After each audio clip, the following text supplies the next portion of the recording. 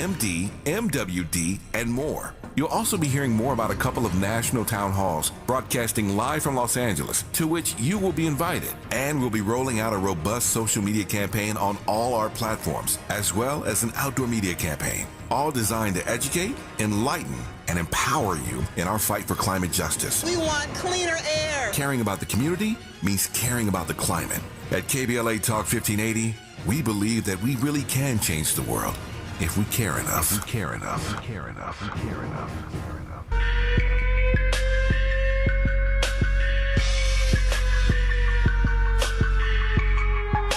Hey, what up, family?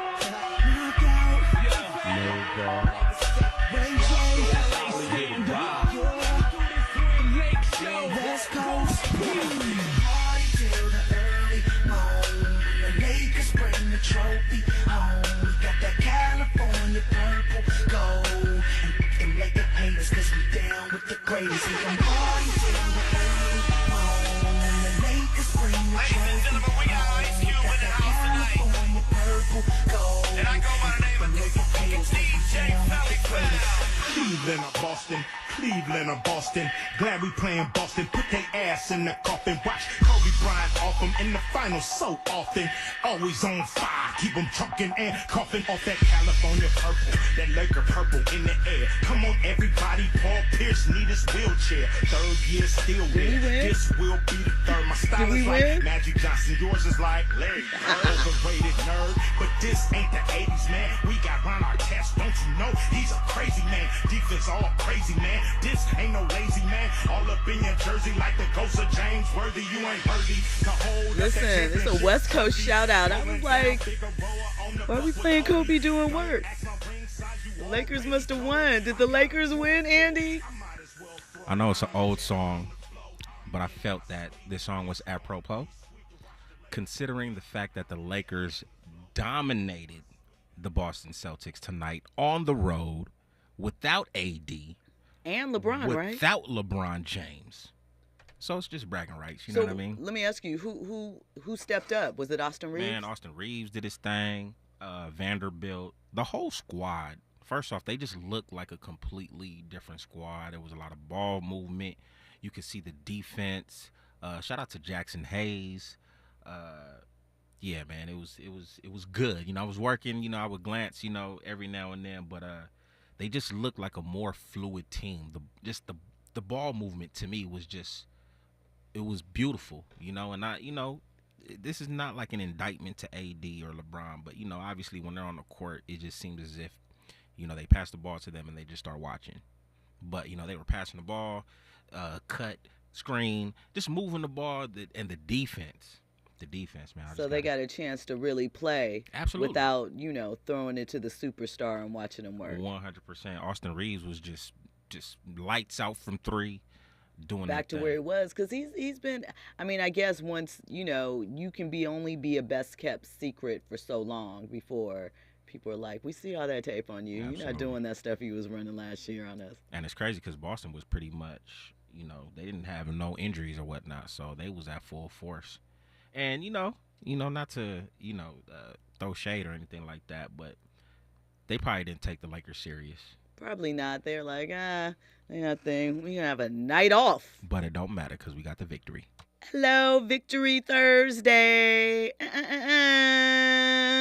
My own little horn thing. So once again, shout out to the YouTube chat. How did I just forget that fast when the video turned over? Jeff TV. That's what it was. Jeff asked me if I aspire to be Wendy Williams. Listen, I aspire to be Jill, but that doesn't mean that I don't take appreciation or I don't respect the grind, the work that someone put in. I said I don't necessarily agree with all of the choices that she has made. Some of the things, they wouldn't have been my choice, but she is her own person, and she stood on business with them. She blazed a path, and once again, she didn't start the conversation of breaking down celebrities and having this. This isn't a new thing. It didn't start with her.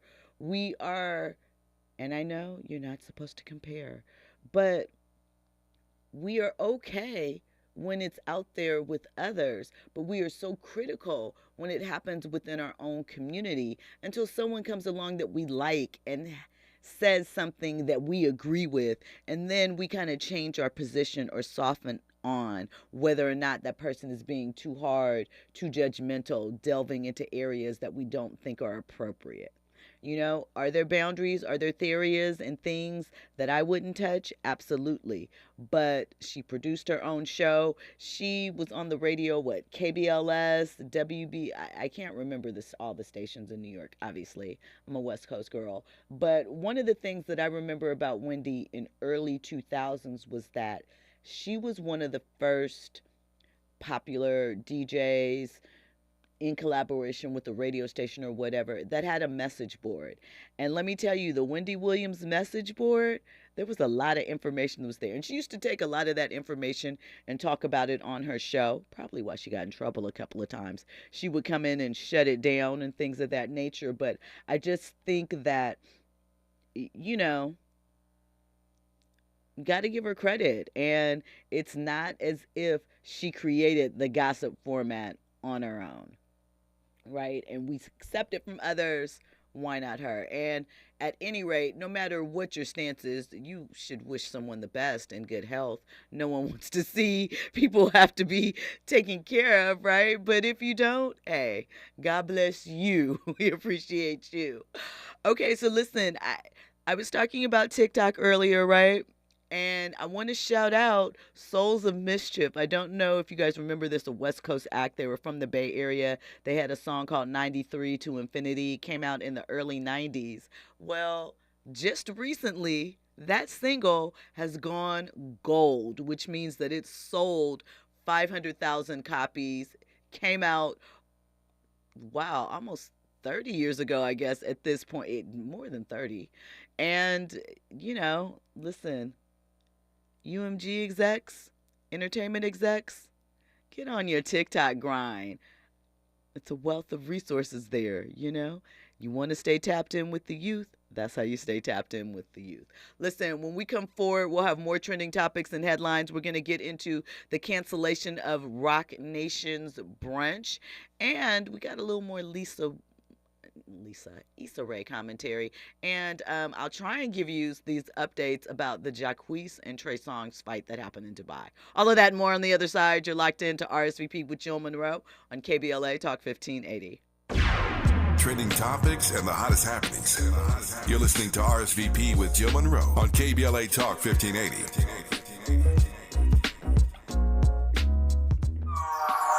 At KBLA Talk 1580, we do Black history every single day.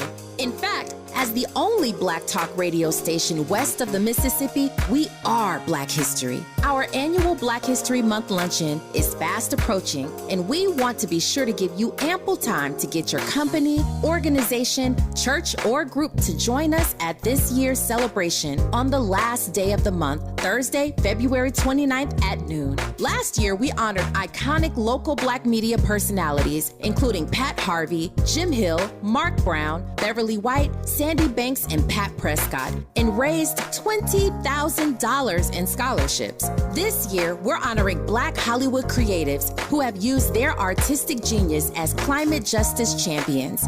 At this year's luncheon, we will be showcasing and sharing their inspiring work on our big screen. Plus, a scrumptious meal, live music, great company, and lots of fun with your favorite KBLA Talk 1580 hosts. So contact us today at info@smileyaudio.media.com or call 323-290-4690. That's info@smileyaudio.media.com or call 323-290-4690. We hope to see you Thursday, February 29th as we close out Black History Month. At KBLA Talk 1580, we've got your Black.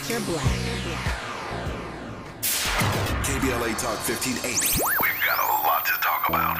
KBLA Talk 1580 believes in community empowerment through the arts. Thea Chucha Central Cultural is on a mission to transform community in the Northeast San Fernando Valley and beyond through ancestral knowledge, the arts, literacy, and creative engagement. The Northeast San Fernando Valley has a population of about 500,000, the size of the city of Oakland, yet it has no bookstores, art galleries, or full-fledged cultural spaces until Tia Chucha's opened its doors in 2001. Founded by renowned poet and activist Luis Rodriguez, Tia Chucha's Cultural Center provides a year-round free or low-cost arts and literacy bilingual intergenerational programming in mural painting, music, dance, writing, visual arts, healing art sessions, and healing talking circles. Activities also include Mexica, Aztec dance, indigenous cosmology, philosophy, and 2 weekly open mic nights, one in Spanish, the other in English. In addition, they host author readings, film screenings, and art exhibits. To express yourself, heal yourself, attend an event, or volunteer, please visit www.tiachucha.org. That's TIACHUCHA.org. This is a community call to action from KBLA Talk 1580.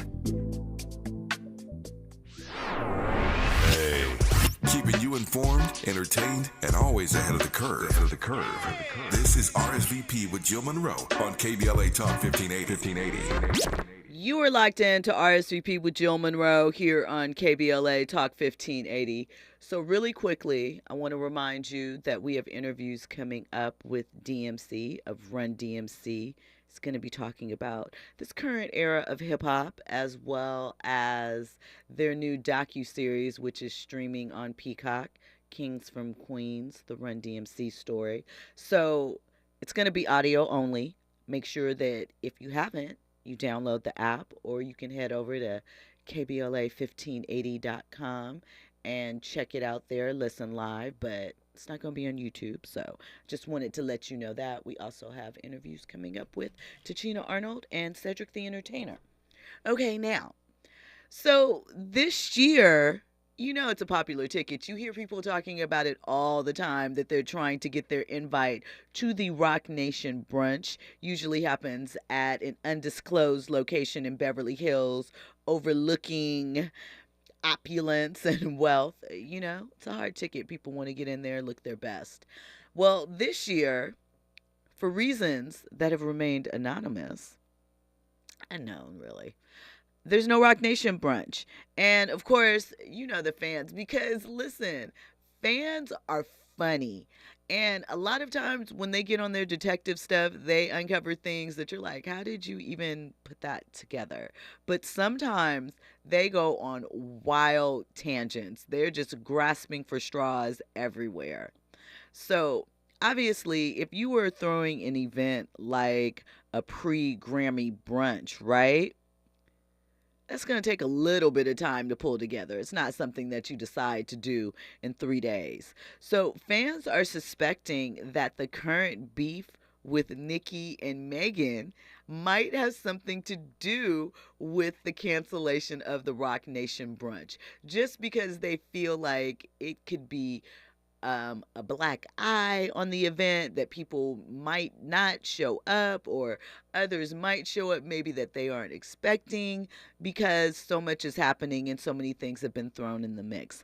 Others are suspecting that it didn't take place because of the lawsuits that came to light right after Thanksgiving and before the Christmas holiday regarding sexual assault, and, you know, implied various industry leaders. Not that there aren't a bevy of other Grammy parties that people could hit up, but, you know, there's always a conspiracy theory. And people are speculating. They are looking for a reason why all of a sudden it's gone away. The brunch first started in 2011. They took a 2-year hiatus because of the pandemic, and last year was its first year back, but it's gone again this year. So maybe they are moving in another direction, trying to come up with a different event or do something differently this time around. I think about the fact that after LeBron was drafted into the NBA, Jay-Z and LeBron used to have a really popular party during NBA All-Star Weekend on Saturday nights, and it was like something like Two Kings or something like that. Hot Ticket. Felt like a little bit like Rock Nation brunch for sports at night, something like that. But then, you know, it was rumored that when LeBron made the decision to go with Rich Paul and not sign under Rock Nation, that relationship kind of shifted, and that was why we never saw a return of that event. So could be a number of things, but as I said, there's several Grammy parties jumping off this weekend in LA. If you want to go play out in that rain, because it is supposed to rain all weekend long. So, there's other things to do. I guess maybe we'll find out why maybe Jay is prepping for his album release, which was hinted at, and Rock Nation denied that they knew anything about it. We'll see if that is something that will come to fruition later. But right now, no Rock Nation brunch. Okay, listen. It's been a Black History Month that started off with a lot of drama. I guess that's 2024 for you, right? Actor Anthony Anderson shared on his Instagram today, the first, a photo of himself lying on a gurney, right? He is currently out in Cape Town, South Africa on the set of his new film, G20. But in his caption, he said, "I spent the night in the emergency room. Movie set fight gone wrong. Me against two goons in a chair. Guess who didn't win? Who needs a stuntman? Me, that's who. I'm not as young as I used to be. CT scan and x-rays show nothing fractured or broken in my back, just a deep contusion. The chair will never be the same, though. Bloodied and bowed, but never broken." That's a lot. Why are you trying to do your own stunts? I hope that that's all it was, just a gleeful moment of exuberance, but sheesh. Well, listen. That happened in Cape Town, South Africa. On our world tour, we can skip over to Dubai, and look, I don't know what's happening. I don't know what's in the R&B water right now, but self-proclaimed king of R&B, Jacquees, apparently he and Trey Songz had some type of physical altercation while at a club in Dubai, right? Jacquees, let me slow down, just jumped onto IG a few hours ago and had a message. He recorded a video. He said, F Trey Songz, he can't come back to Atlanta. This man came in the club and said, "I got a Q fit." I don't know what a Q fit is. Maybe he meant cute. I'm unsure. Maybe he was talking about the Qs, the fraternity. Again, I'm unsure. He said the whole time Trey was hating. This man is dancing, introducing himself to men, all types of stuff females and BANs do. You can figure out the initials that I am utilizing for BAN. He said, I gave it to that man, and, they had a fight, apparently. There were also 3 or 4 of Jacquees' dreads on the ground that he showcased. So I don't know what type of rumbling. 1, 2, 3. It was actually 5. And they look whole. So there was hair pulling and everything. I don't understand. Trey Songz posted, but he didn't allude to it. He just posted that he was enjoying himself where he was at. So I guess I'm assuming that since Trey is unbothered, and he doesn't have any dreads that he's showing on Instagram laying on the ground, he must have won the altercation. But what in the Cat Williams is happening here, right? And you guys are way out in Dubai. That's crazy to me because isn't pretty much everything illegal to happen outdoors there? Like, could you get scooped up? Could you get arrested from that behavior? Be safe out there. These physical altercations really aren't worth it. Yeah. So we'll probably get more details of that. We'll get into that next week once we find out what happened and the commentary. Because it's coming.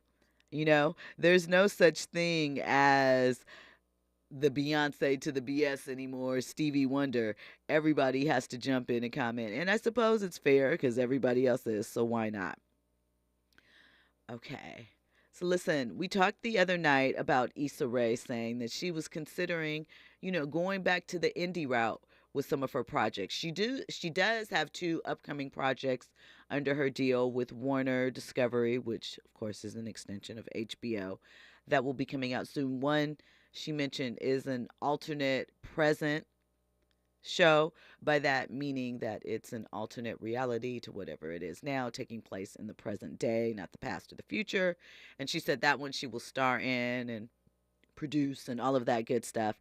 And then there's something else. But in another recent interview, because we heard about her comments in Porter about going independent, she said that, and this kind of relates to the TikTok conversation that we have been having about music and execs. She said that she has never seen Hollywood this scared and this clueless and at the mercy of Wall Street. She adds, "I'm sorry, but there are not a lot of smart executives anymore. Now that these conglomerate leaders are making the decisions about Hollywood, y'all are getting what you're getting, basically. They aren't creative people." She said that they should stick to the money. The people that are taking chances are on platforms like TikTok. That's what's getting the eyeballs of the youth. So you're killing your own industry. Now, obviously, she's talking about Hollywood and TV and film, but we also had that conversation as it relates to music. And Issa does have a music label under her umbrella of Hooray. So, it is an interesting time. We talked about how the top shows on streaming are all shows that have previously aired on regular network TV in years past. We see that as the conglomerates are taking over, the money guys are making the decisions, and they're making the decisions just based on the bottom line. And of course, it's a business. You have to consider the bottom line, and these ventures aren't put together not to make money. But you do have to wonder when they're going to get some different things in the mix. Because here's part of the situation, right? It's always youth versus experience. And with youth, you get exuberance. You get the fact that everything is exciting. Everything is new. So if you're making a mistake or you're doing something that traditionally is wrong or not the right way, you don't know. And sometimes you can come out with great results in taking that approach. But with experience, you do have the benefit of seeing things, knowing where the pitfalls lie. But sometimes you can get stuck in a rut because you've been doing things the same way for so long and they worked for so many years. You want to kind of go with your gut and trust your judgment. It's a whole dance learning when to shake, move, and shift as far as, most things in life, but entertainment, since that's the topic, especially. So we will have to see. Issa continues to call these execs out, putting them on blast. She also added that there is the bitterness of just like who suffers from you guys pulling back on shows with diverse casts and diverse subject matter. People of color always do. She said, "I'm sorry, but there aren't a lot of smart executives anymore. A lot of them have aged out and are holding on to their position and refusing to let young blood get in. Now these conglomerate leaders are also making decisions about Hollywood, stick to the money once again." So, I don't know. She's not wrong, but at the same time, no one wants to feel like they're being pushed out of their job just because they have some age on them.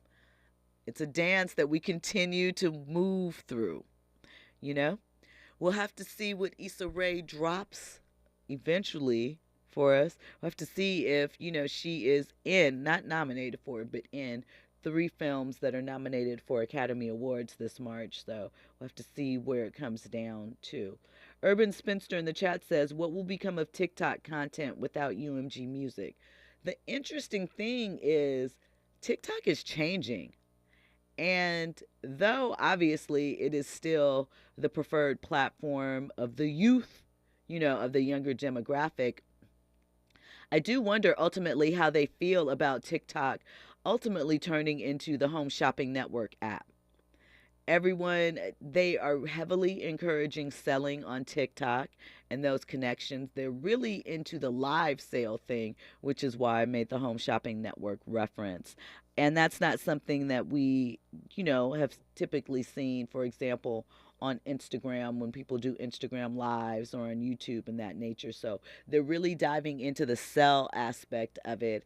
And I'm sure that we just talked about numbers earlier as it pertains to them and the audience. So I'm sure that people are wanting to get in and connect more and get their TikTok numbers up and connect with their audience. But it's a different place because I don't think people follow as many people on TikTok. TikTok is more about the scroll.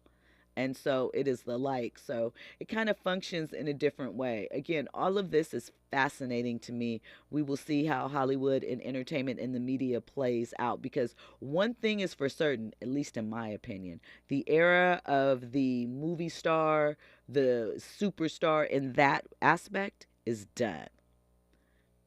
Just my opinion. Listen, I want to thank you, as always, for locking in to RSVP with Jill Munroe. Now is a great time. If you haven't downloaded the app, head out and download that, because, as I said, the next interviews that are coming up following the break are audio only. It is with DMC, Daryl McDaniels of Run DMC. He's going to be talking with us about, Run DMC, they were icons, they were pioneers. There was no blueprint to this hip hop thing. And a lot of the things that hip hop artists want to do and have done, endorsement deals, the deal with Adidas, movies. Run DMC, they starred in Crush Groove. It was about them and Russ, their early beginnings. It was fictionalized. There also was the Raising Hell thing. They were one of the first acts. They were the first rap act to go platinum. They also, were one of the first sellout tours. They dealt with violent accusations as far as their shows and their concerts. One of the biggest ones was a show that took place here at the Long Beach Arena. Long Beach Veterans. I can't remember what the name of the facility was, but there were some fights that broke out and it was violent. They talk about this in the docuseries and how that kind of kicked off the idea that hip hop and violence go hand in hand. So check that out. Listen for the interview with DMC. Also coming up is the interview with Cedric the Entertainer and Tachina Arnold. They're getting ready for the 6th season of The Neighborhood. They're also hosting the Super Bowl Soulful Gospel celebration that airs on CBS next Saturday. So we talked to them about that, and I also talked to them about winning over a long course of time, because I didn't ask about Cat, but that question was about Cat. So get into that on the other side. Have an amazing weekend. Enjoy the interviews. Thank you for always tapping in. Make sure you are here each and every night, 9 p.m. Pacific time, to check out RSVP with Jill Munroe.